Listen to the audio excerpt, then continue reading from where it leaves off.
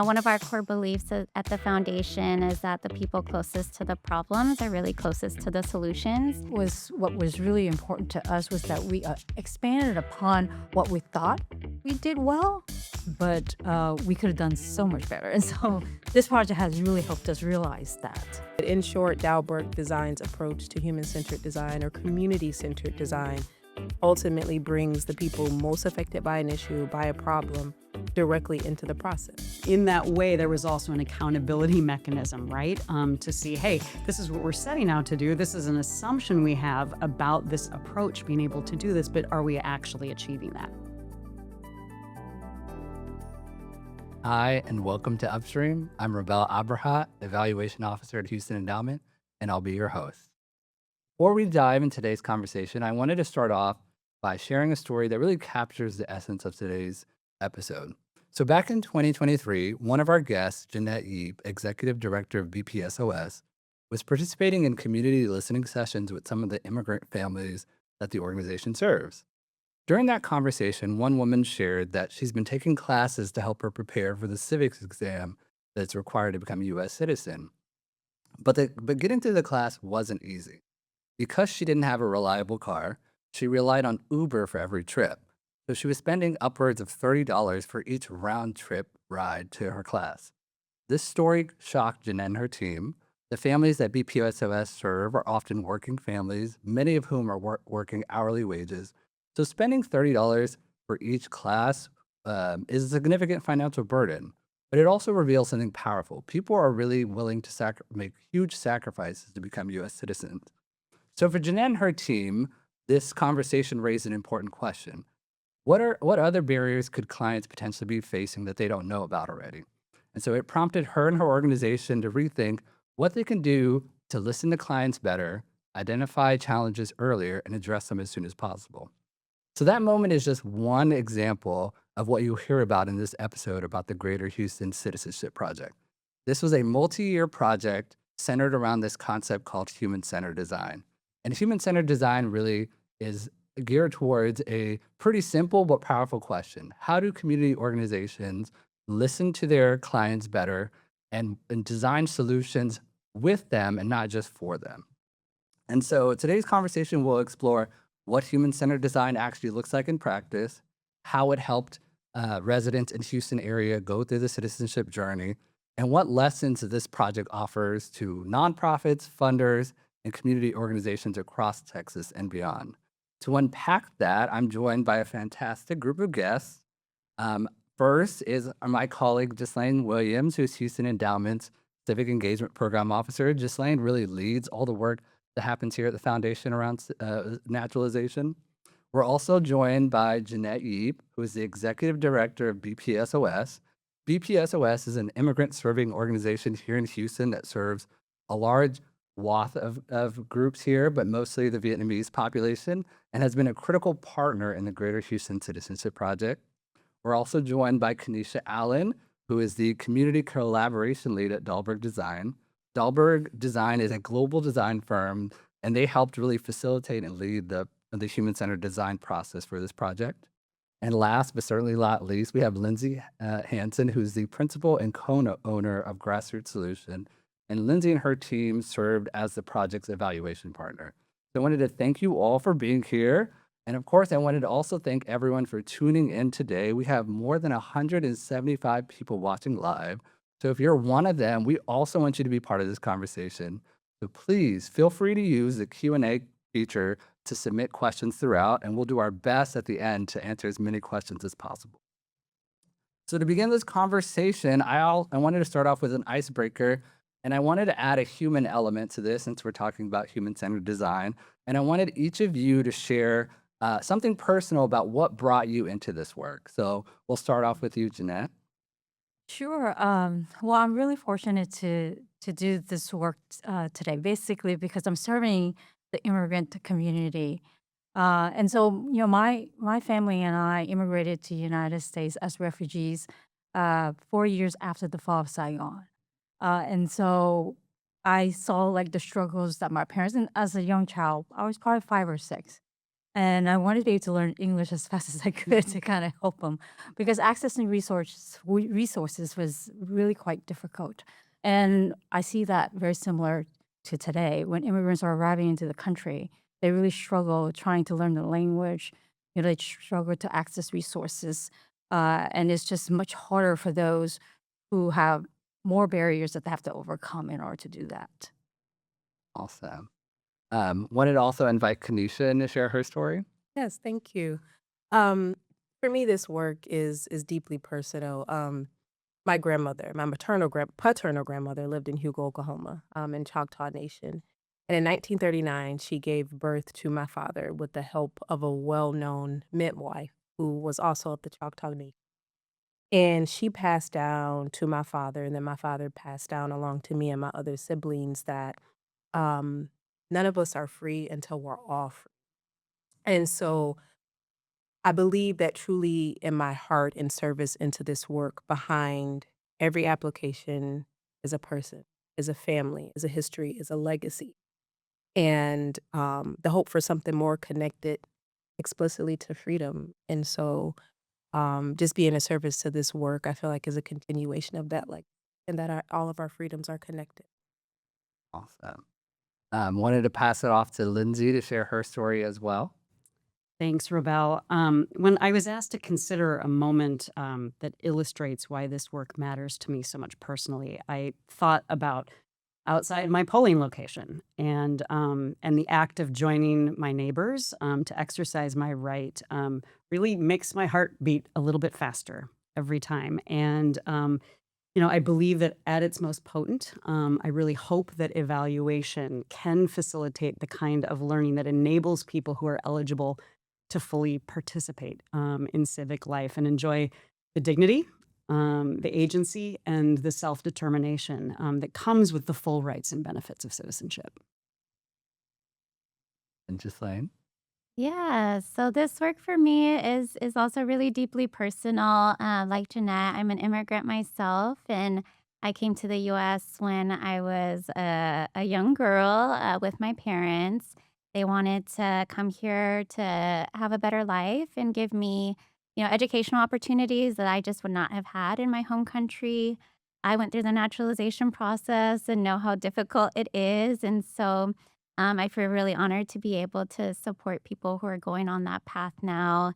And then I think, a big driver for me is also just the fact that, my parents sacrificed a lot to get us here. They're both public servants and have done a lot to really serve the community. And so I'm proud to be able to just, build on that legacy and yeah, find other ways to serve and use my role as best as I can to really support other people. Awesome. Thank you, Ghislaine. And thank you all for sharing those personal stories. So for me, I'll add my personal story. This project was meaningful because, like so many of the folks who shared before, I'm also an immigrant who came here and I was a naturalized citizen. And so are most of my family members. And this was especially powerful because in 2022, my mom actually became the most recent person in our family to become a citizen. And so she'd been here for almost 30 years. And it was just, you know, taking her time to figure out how to navigate this path. And so as I listened to the stories that came out of the Greater Houston Citizenship Project, I know each person's journey is different, but I think there was a lot of things that echoed similar to my mother's experience about the challenge of like figuring out when you have the time to study, to prepare, to kind of take that journey and how much nervousness there is in that process. So I think this project was really powerful in that way. So to get us off, the first question I wanted to ask was to just saying, there are so many challenges that the immigrant community faces in Houston. And so what made Houston Endowment kind of hone in on this question of citizenship and naturalization? Yeah, well, we knew that we could make a really big impact if we focused on citizenship. So, right now, we have about 360,000 people in Greater Houston who are eligible to become citizens, but only about 10% of them naturalize each year. And so that means there's 90% of those, 360,000 who are not taking that step and aren't able to access the full rights and benefits of citizenship. And we know how important citizenship is, both for individuals and for our community as a whole. For individuals, the research shows us that citizenship means higher rates of home ownership. It means higher salaries.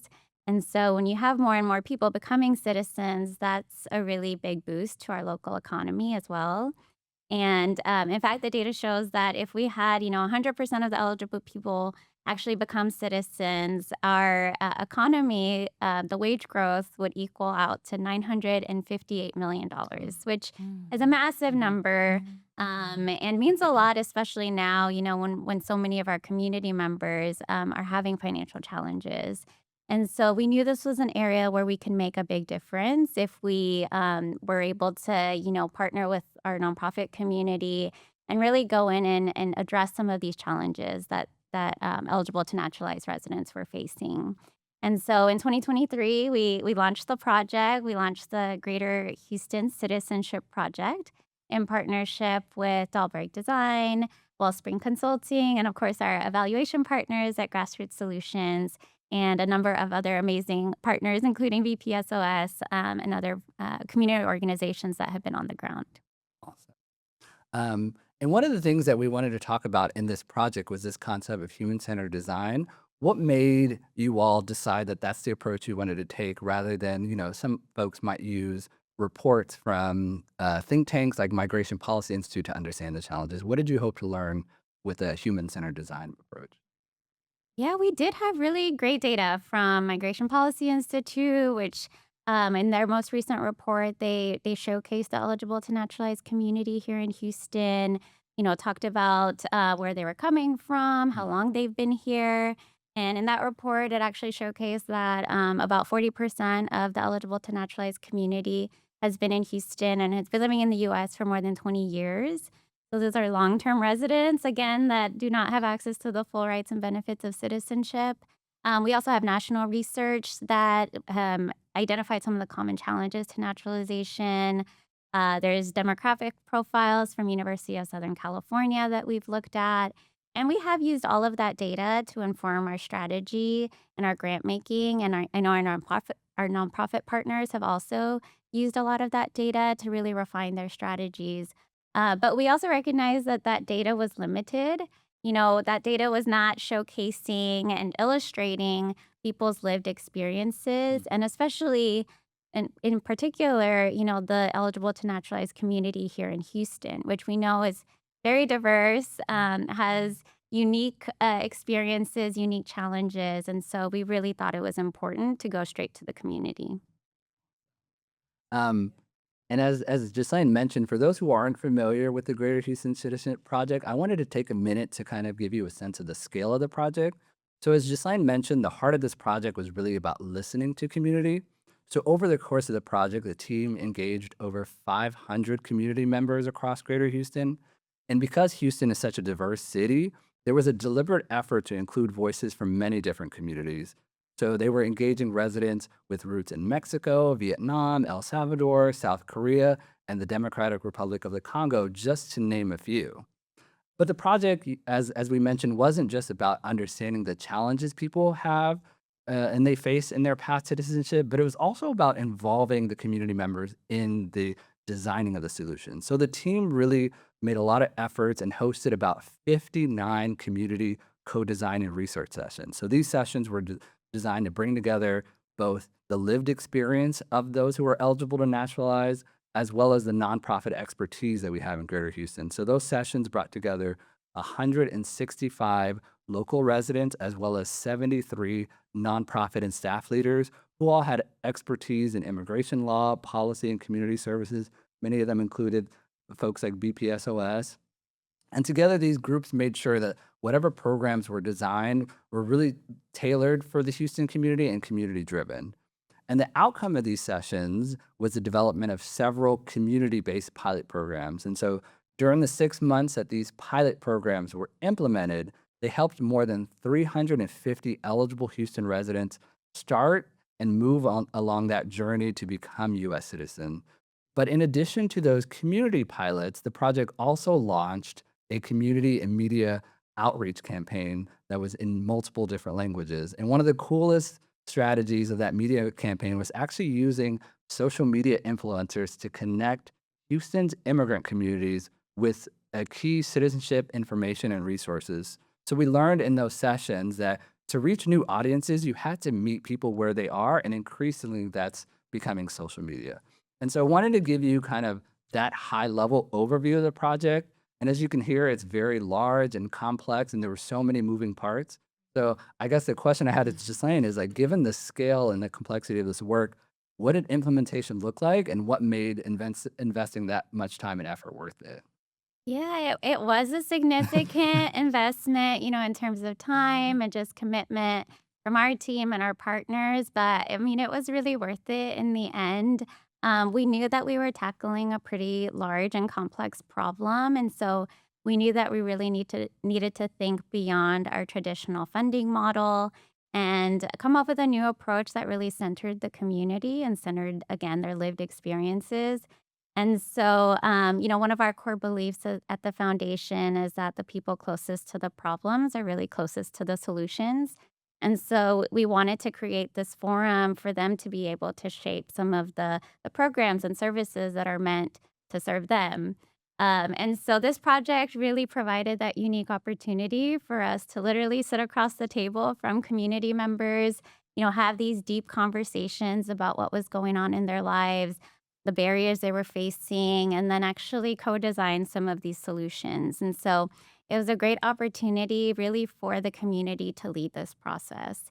And I think, one of the most meaningful outcomes too is just the relationships that were built along the way. It was intensive, and it was because we were investing and really building those relationships, building trust, and you got to see that there was a lot of trust that was built, among our different partners, between the community members and our nonprofit organizations.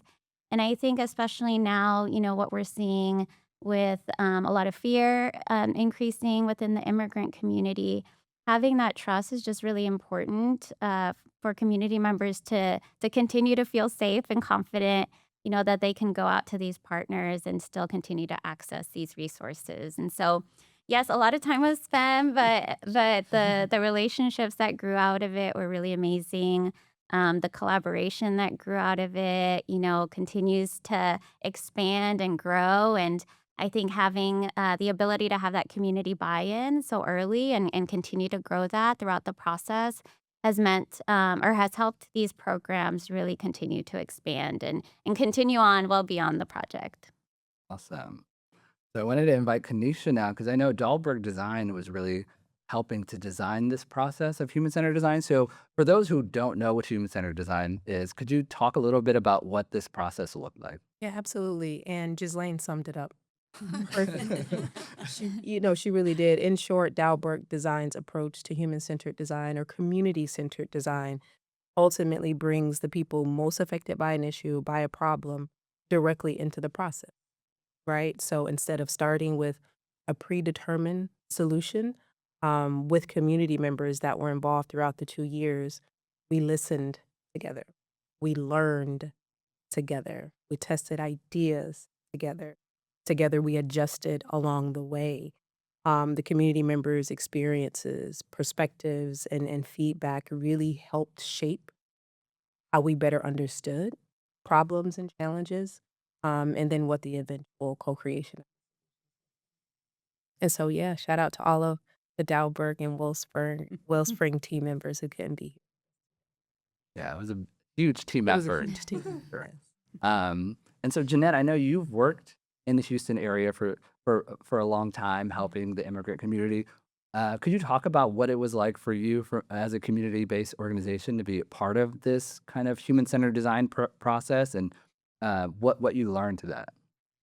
Absolutely. I think that's probably one of the most exciting moment for us is being able to really understand our community better, right? We think we know our community and we make assumptions, but I think having that opportunity to actually listen to them was something that was um, I guess very profound because there were a lot of things that were shared, in these sessions that we really didn't know about.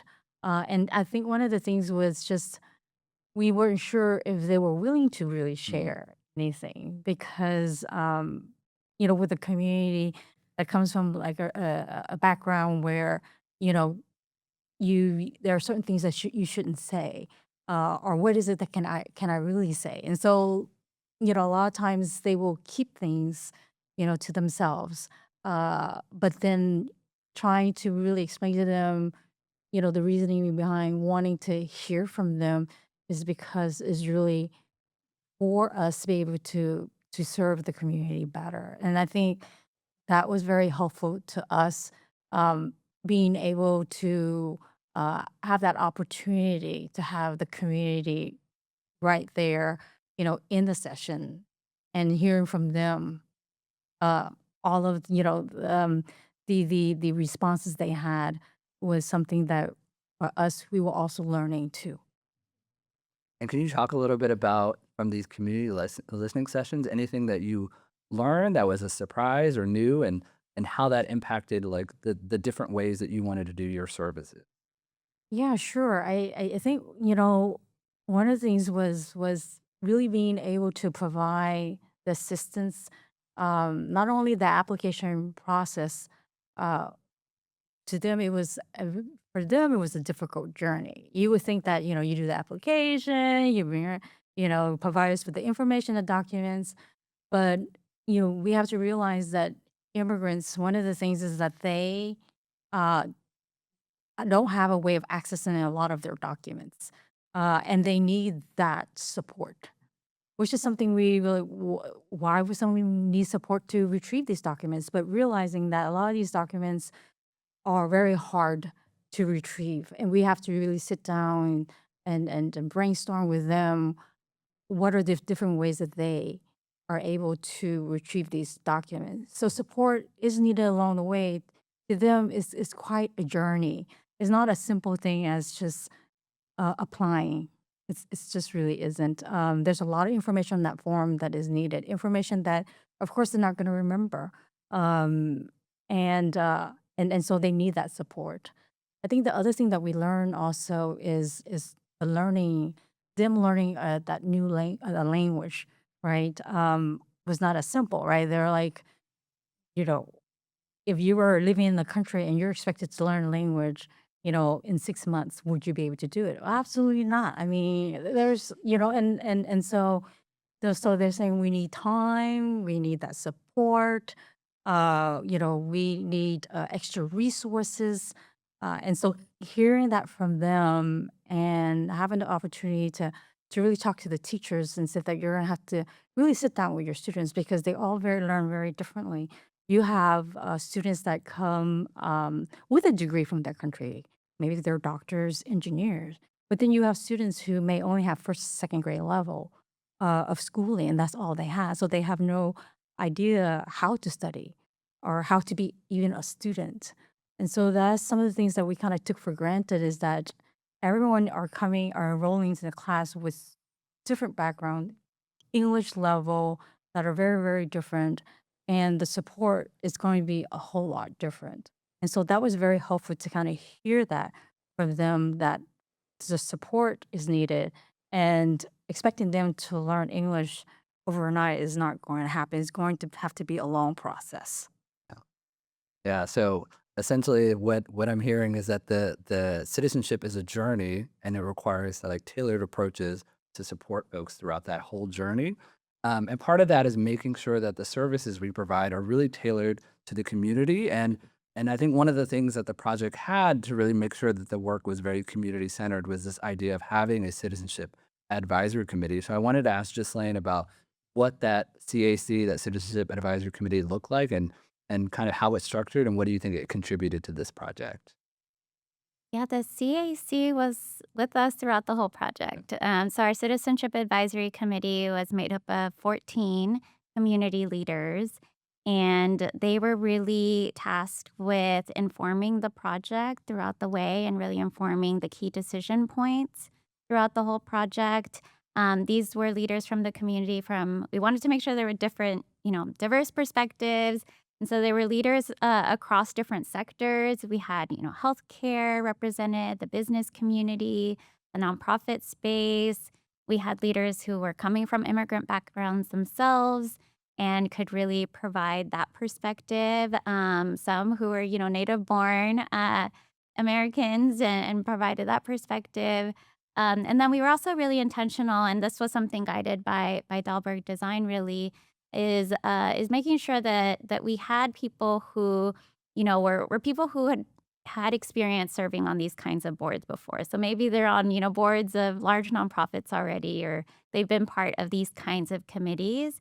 And then we also wanted to have people that maybe had not had that opportunity yet, but they were grassroots leaders. They had really strong expertise and networks that could really inform the project. And so we were glad to have this very diverse group, and they were really committed. The group grew really close. Many of the members talked about it like it was a family. Mhm. And they really did ask some important questions throughout the project.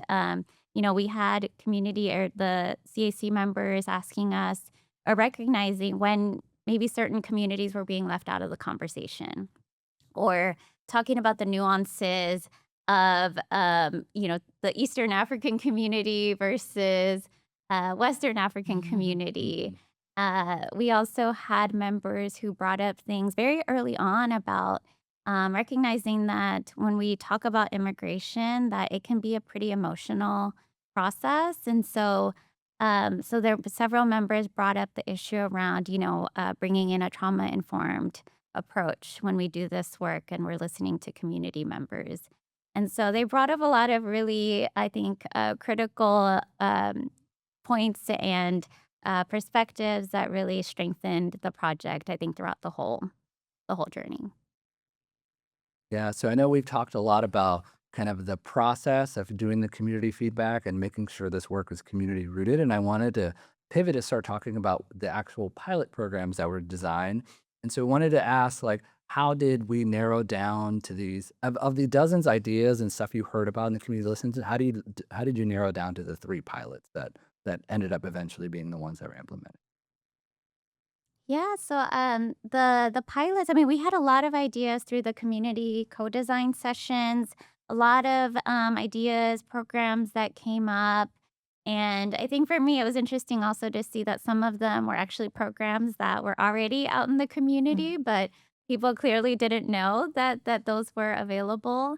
But from those, initial co-design sessions with community members, think the Dahlberg design team and Wellspring really started to see some clear patterns, some similar concepts and models that were coming out.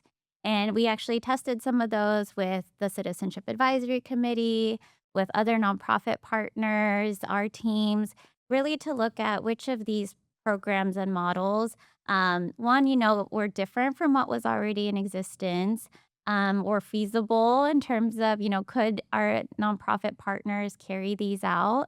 And then also we're looking at concepts that were adaptable Mhm. to different communities because, as we've already talked about, we have a really diverse community in Houston. And so how can you create a program that's easily adaptable depending on, the cultural aspects of that community, or maybe the age, the mode that you're implementing this program, either virtual or in person.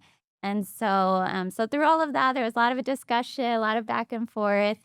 And I think, it took everybody's input, but we were able to land on those three pilot programs. And I know you mentioned this word adaptable and making sure that the pilots were adaptable. And so I know one thing that came out of the community listening sessions was the fact that, there was no one size fits approach to this because there were different archetypes that you all identified.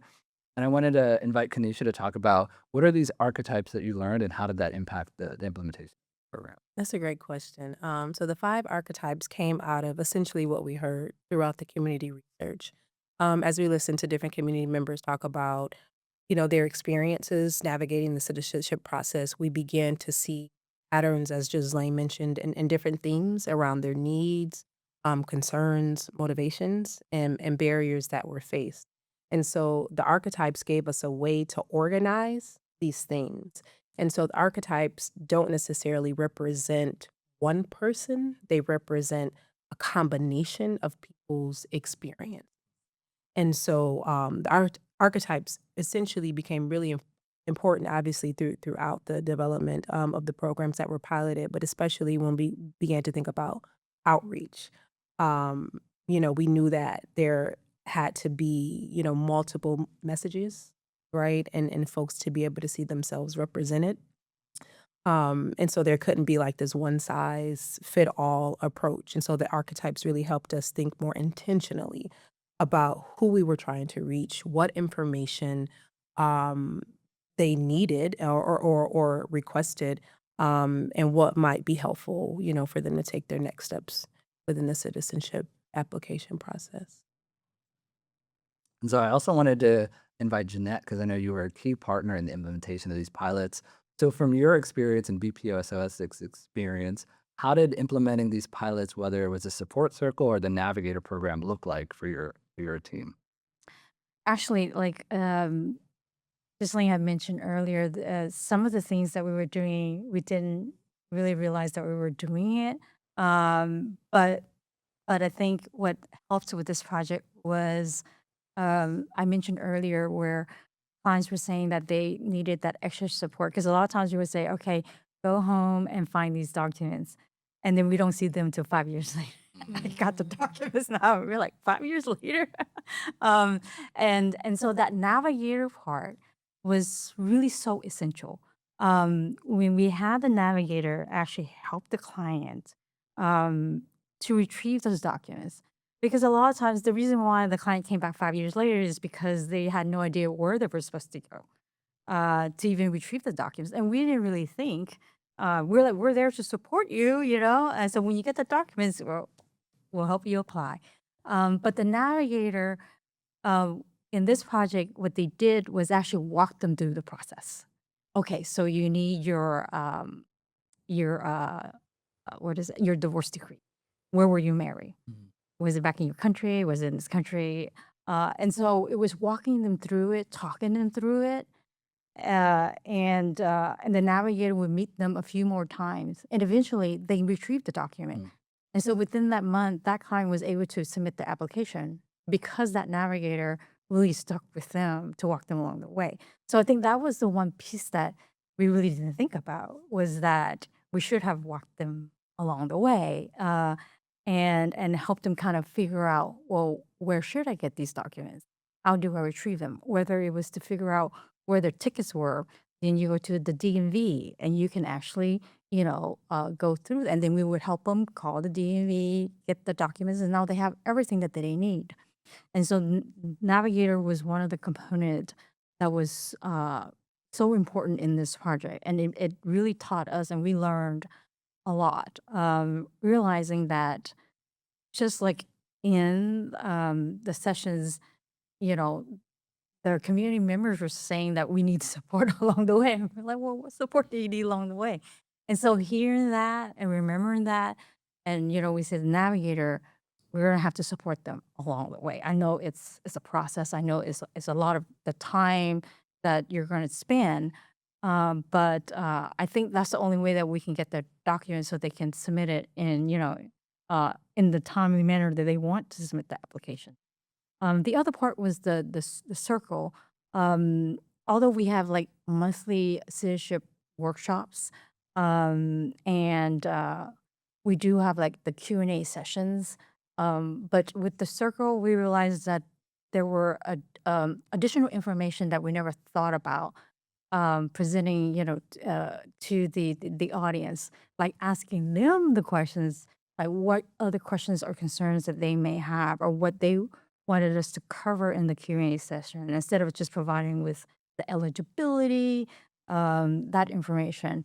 And so we got them to be more engaged. They asked their questions. And then we also implemented the circle in our classes, which is something we never did. Because the circle before, when we had it on this project, was that a lot of the community members were hesitant to apply because there were uh, many, questions that they had, and they felt that, you know, they didn't know who to ask, or they felt that if that's teacher, the teacher's going to say, I'm going to need to make an appointment. And so there was kind of like, I guess, barriers that we never thought about.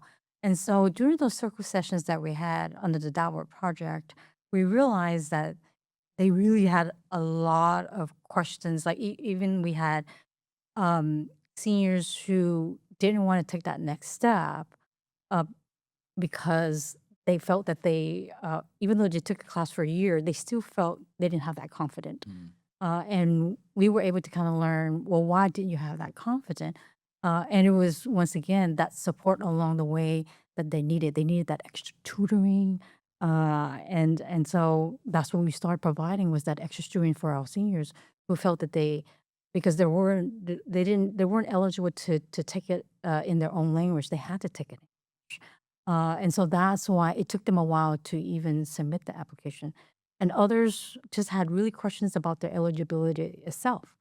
And so from those circle sessions, we decided to implement it also in our classes. So, we would ask the teacher, like, give us, one day out of your class for us to come in and just, sit with some of the students who really wanted to be able to ask some of the questions that were a concern to them. And so that was what was really important to us, was that we expanded upon what we thought we did well, but we could have done so much better. And so this project has really helped us realize that. Yeah, I appreciate hearing that. Like there seems to be a lot of learning that happened throughout this project, which is really exciting because that's always the goal, to help us think better and do better. And so part of that learning was actually having an entire evaluation component to this project. So wanted to ask Ghislaine, when you all were thinking about designing this project, what were you hoping to get out of the evaluation component, and what did you hope to learn with that? Well, I mentioned earlier, that this was a new approach for us. And so we knew it wouldn't make sense to have the traditional evaluation where, it comes at the end of this 2 year long process and you look back to see what worked, what didn't work. We knew it would be a lot more meaningful to actually embed the evaluation throughout the process so we could learn along the way, have those rapid feedback loops, make adjustments if we needed to make sure that the project was on track. And I think we also were able to use the evaluation process as a way to keep us accountable to the community, to make sure that we were sticking to those principles that we outlined at the very start of the project, and that we were trying to meet those goals. And so they were, yeah, Grassroots Solutions was an excellent partner for us, and think they also matched the spirit of the project and became really close partners with our Citizenship Advisory Committee, the nonprofit partners in the field, the community members. And so they also put, I think, or prioritized relationship building as part of their evaluation process, which I think was unique for many of us in terms of working with evaluators. And so yeah, it was just a really helpful process, I think, throughout to have that learning piece. Absolutely. And Lindsay, I wanted to invite you into the conversation to talk more about what Grassroots Solution set out to do with this evaluation design and how it evolved over time. Yeah, well, building on what Ghislaine shared, I think, I would emphasize things that others have said. I mean, this project was new, right? And supporting learning and adjustments was really the focus of evaluation activities, and being able to do that on an ongoing basis meant that what we were trying to answer and what different people were trying to learn wasn't the same at the beginning, at the midpoint, and at the end. And so to kind of put this in sort of clearer terms, at the beginning, a lot of what we were interested in assessing was around project design. And, Kanisha spoke to, the community research and initial co-design process. And so what we were looking at is, really our North Star for that was thinking about, what will it take to actually find interventions that directly address community needs and desires around naturalization. And so, which ways of partnerships, were actually more or less successful. So I think a lot of what we were interested in, the way that we were thinking about measurement and data collection and analysis at that point, was around, tracking partners' experiences like yours, How did your experience and others really reflect the values that Ghislaine mentioned at the outset? We were also looking at, changes in knowledge. So I think even early on in the project, what were ways in which people's experience of being a part of that research process was actually giving them access to more information about citizenship services. And then also, I think, one of the things, and Ghislaine hit on this, there was an appetite to also understand how were relationships changing. And so that affected the way that we approached data collection, analysis, what kinds of things mattered to measure. So we were looking at how were relationships between and among Houston Endowment and, the partners involved in actually leading the human-centered design process and the experience of community partners. How are those strengthening? How are they changing? What did those connections look like through engagement in the community research and co-design experience?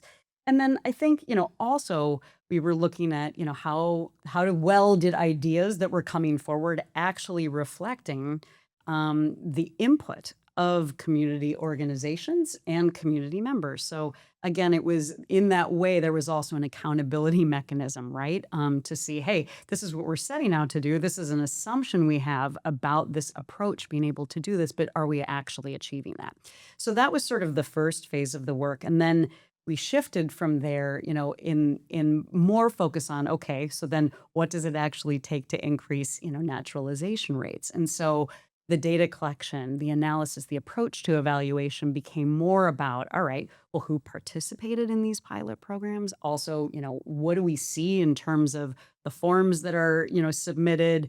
Are people actually doing citizenship interviews, for example? But then also, again, we didn't lose sight of the other more qualitative things that mattered, like what's the experience of working together, or how well supported are facilitators and navigators in these pilot programs so that they're able to deliver the resources and tools in a way that ensure the most, uptake and usefulness among the eligible residents that you were all aiming to serve. And then I think, toward the end of our work together, our sort of lens shifted. So I guess I would say there were things that we tracked at different points that were short term, but then there were also things that we were tracking over time, right? At the end to be able to answer, all right, so which, intervention showed the most promise? And also what were the concrete results in terms of, what happened, but then also, how well were certain barriers addressed? And how likely are organizations, like Jeanette's, to continue to be involved in this work? So I'll pause there, and Yeah. hopefully that answers your question Yeah, well. absolutely. So it sounds like there were essentially kind of two big questions we had with the evaluation. One was about whether the pilot programs that we designed actually helped more folks become naturalized citizen. Did it actually address the barriers? And the second big question is like this concept of doing a human-centered design approach. What did we learn? Was it worthwhile? What challenges and opportunities came about? And so I know there's so much to unpack with those two questions. So I wanted to give Lindsay an opportunity to just kind of share at a high level, like what stood out most from the evaluation report. I know there was a lot of insights that you all drew on, but like, is there anything a couple of things you think that stood out? Yeah, well, I'm trying now to summarize our 100 pages of things we shared with all of you, and but I think in all seriousness, I think a couple of kind of high level things that I would note is that all three of the pilot programs made significant progress toward the goals that were set at the beginning of the implementation period, which was not a given, right? So I think again there wasn't necessarily an understanding of exactly what would happen from that. So the fact that, there were, progress toward goals across all of those is really meaningful. And certainly when we sort of triangulated our impression of that information with inputs from others who were independent to this, there to get kind of a normative sense of how big a deal was this. They said this is a big deal. But then I think the kind of other really big thing that speaks to your question about this approach versus coming at this in a different way was that we saw evidence that the network of organizations and individuals was stronger at the end of the project than it was at the beginning. and that there was a greater appetite to continue to do the work, to figure out how to integrate it. Jeanette, you spoke to this into your programming in different ways. We also heard that organizations saw their work differently. So there were ways in which, they provided concrete examples of actually engaging in their programmatic activities differently by virtue of being a part of this, which seems especially, significant. I will also say that, I wouldn't be doing my job as an evaluator if I was all rosy. I think also those relationships helped to create the co-ownership that was necessary to make adaptations and to adjust to some of the challenges that came up during the implementation of the pilot programs. I'll pause there. Awesome. Wanted to invite anyone else to, if you thinking about the evaluation findings or learnings you had, if that kind of reflected that as well. Yeah, I like to just double down on a little bit of what Lindsay just said in terms of all of the partners that were involved, just really having a tighter collaborative kinship, right, throughout the 2-year process and toward the end. Myself, haven't had the honor and privilege to work in the immigrant and refugee ecosystem in Houston for a very long time now, for roughly about 12, 13 years. What I've noticed is that, and I think maybe Jeanette can attest to this, is that many of the agencies and the organizations, unintentionally and without malice, have worked very siloed, right? Because everybody's laser focused on doing their work, right, in very good ways and serving specific communities and needs to be served. But what we saw so brilliantly just blossom throughout this project was that folks were like, "Yeah, I may have seen you at this coalition meeting or this convention or this conference," and everybody knows everyone because I say it's a big small world. So everybody knows everyone and has worked together in different ways. But through this project specifically, folks, I think, were, I don't know, reintroduced to a different way Mm. to collaborate, without competition, with congruence, with alignment. Um, yeah, and I think that that led to um, a lasting impact of the continuation of these partners continuing to work together beyond this project. So definitely what Lindsay said, that I think folks just realize a different way, right, to really, really, truly be partners. But through that partnership, I really feel like there's a kinship, so there's a deeper and more intimate level, of working together. So whether it's on a larger scale or even in trios, a lot of our partners are working in trios to do work. For example, community family centers, Living Hope Wheelchair Association, and SEDES are doing really, really great work together as a result of this project. So that's just a little bit of an example of how these partners are just continuing. And so I know Lindsay mentioned that, like, beyond the outcomes for the individual residents who were eligible to naturalize that went through this process during the pilot, some of the biggest lessons were, as you all mentioned, the kind of the partnerships and the way that nonprofits now operate differently. And so I wanted to invite Jeanette to talk about, BPSOS and your experience in this process. Like, are there any new ways that you all are partnering with other folks or like doing your work differently that you want to highlight and talk about? Yeah, sure. I think that is probably one of the biggest thing that came out of the project was that collaboration piece was really, like Kanisha mentioned, reintroducing ourselves to each other. Um, we knew of each other's work somehow because of meetings and conferences, but didn't really m- sit down and really learn about each other's programming in the community that we serve. I think one of the things is that we realize that all of the community members that we serve all have similar challenges, and although we have different history, but one of the things that we want to be able to do is really learn how to work collaboratively to support our community because there are certain areas of expertise or gaps that each one of us have. We're unable to really do the work on our own, like silos, like Kanisha mentioned, working together, has been very productive, and we learn from each other also. And so we continue to collaborate even beyond the project, because we found that there were some, areas that the organization has expertise in, and so we're able to meet, discuss, and for instance, you know, organizations like CFC, we would go, to the organization and do like a mini workshop with their community, and really help and train, and provide resources and information, so that, they would have that confidence to be able to serve their community.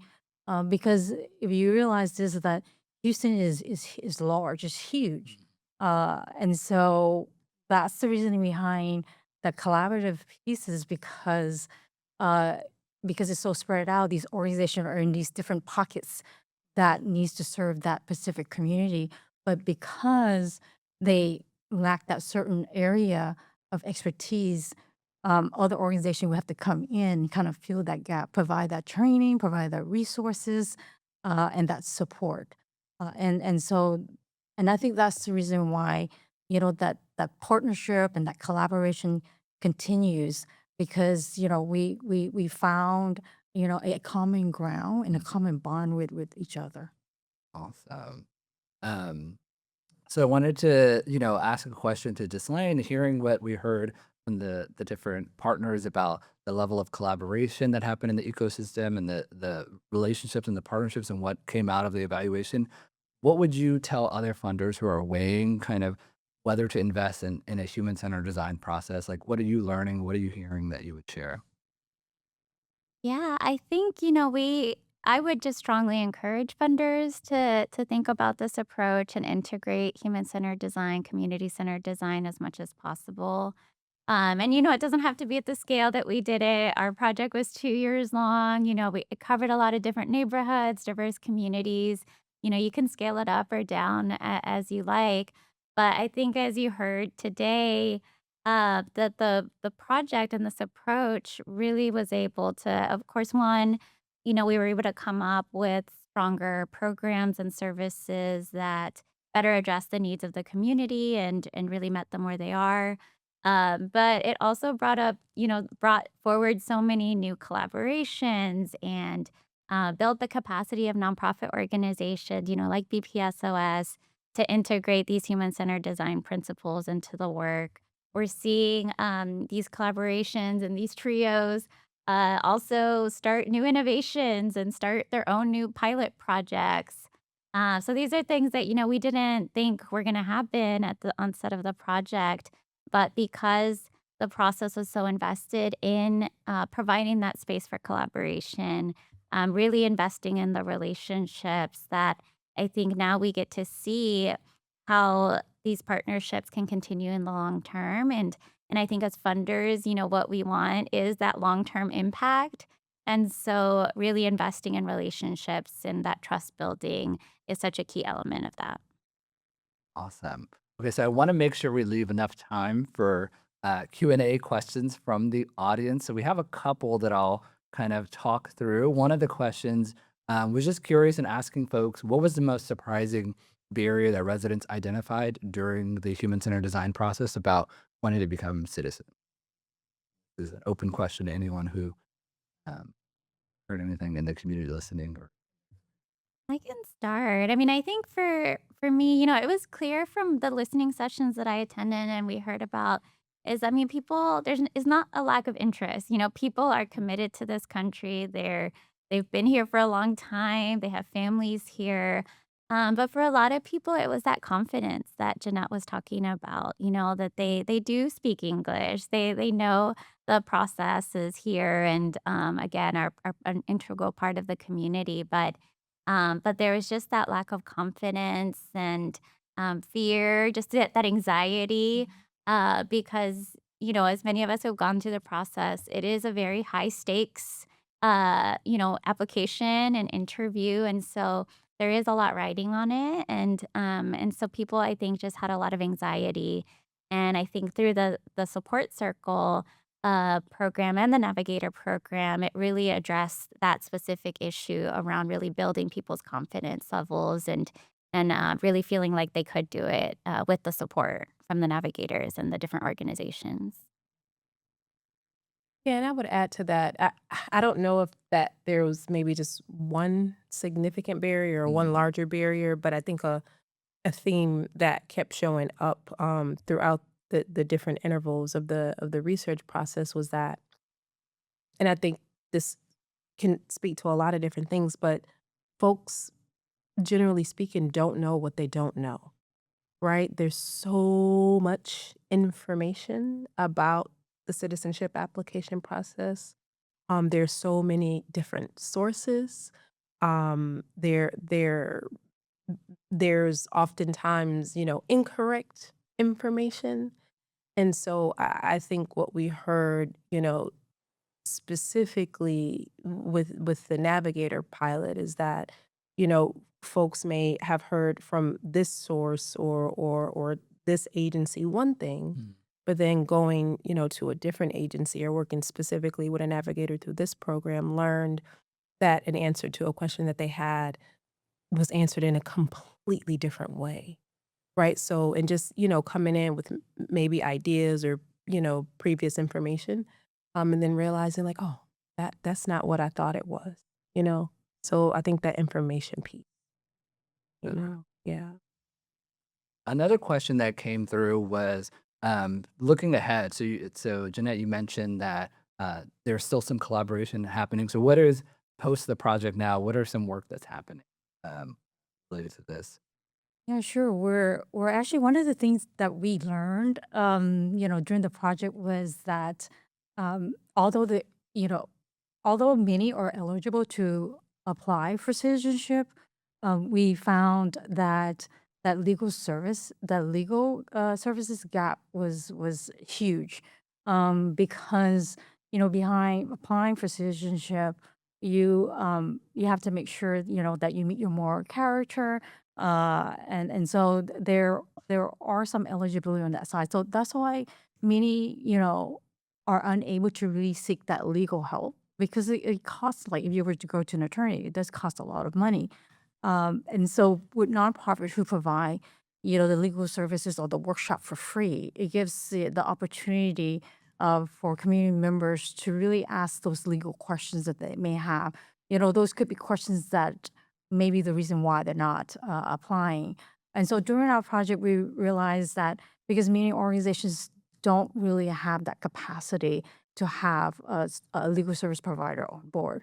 And so we wanted to be able to figure out what is it that we can do to kind of fill in that gap and provide support to their clients and students to answer some of those legal questions. So that's what we've been working on, is to really figure out how are we able to support our partner organizations with that legal services gap. And so that's what we're working on now. And so I know there's so many other questions that people had and other things we wanted to dive into.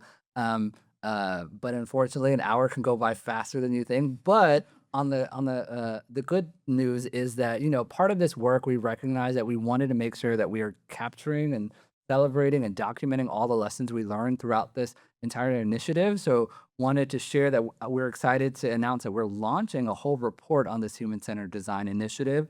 It's called With and For, and we actually have a physical copy here right off the press. We also have a digital version available on our website at houstonendowment.org. What this report will do, it'll take you throughout the entire journey of this project, starting from the listening sessions to the co-design sessions and going into the pilots and what we learned. You'll get a behind the scenes look at what this process both taught us and the broader Greater Houston community. And I also wanted to invite Ghislaine to share if there are any other resources that folks can find on our website related to this as well. Yeah, we have a lot of great resources. We have the report, we have the evaluation and learning brief from Grassroots Solutions. We have toolkits, for nonprofit organizations, for anybody interested in citizenship, funders and others who are interested in just the approach that we took and want to learn from it. Awesome.